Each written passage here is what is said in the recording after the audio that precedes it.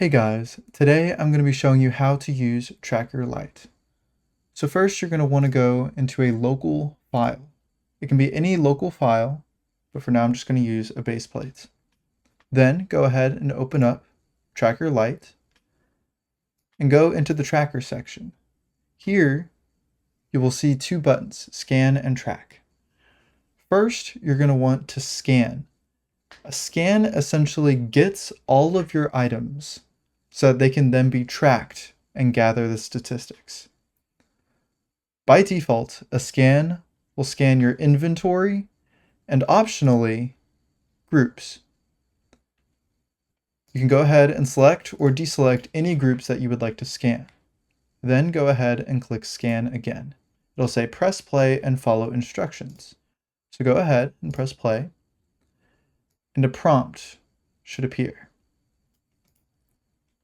Go ahead and click OK. Whenever you click OK, you are basically giving Tracker Lite permission to scan your inventory. And once your scan has completed, you can go ahead and click Stop. And you can go back and you can click Track. Now it will track all of the items that were found in the scan. In the meantime, you can go over to Settings. And in Settings, you'll see that you have a couple options here. First, Scan Inventory. This is on by default.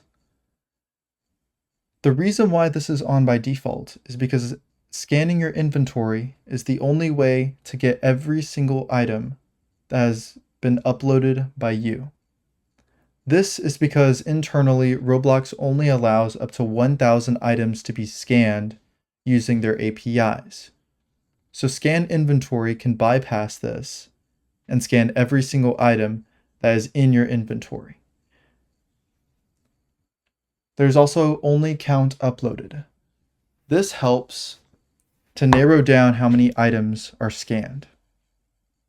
In addition, the same thing here with count items with 0 sales.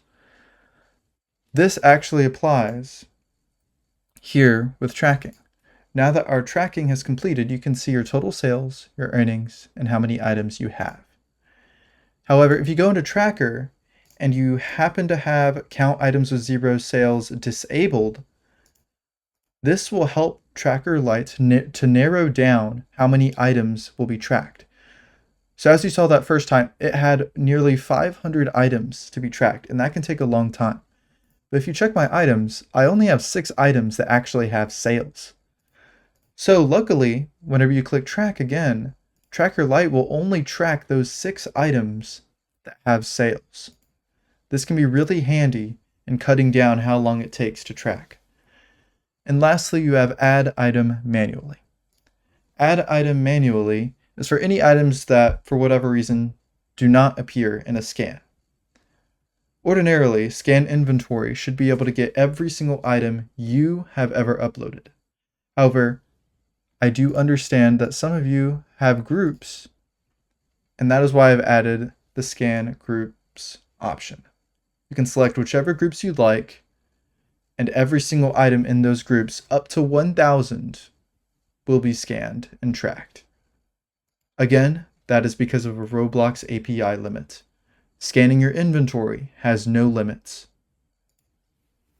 And that is basically how to use Tracker Lite.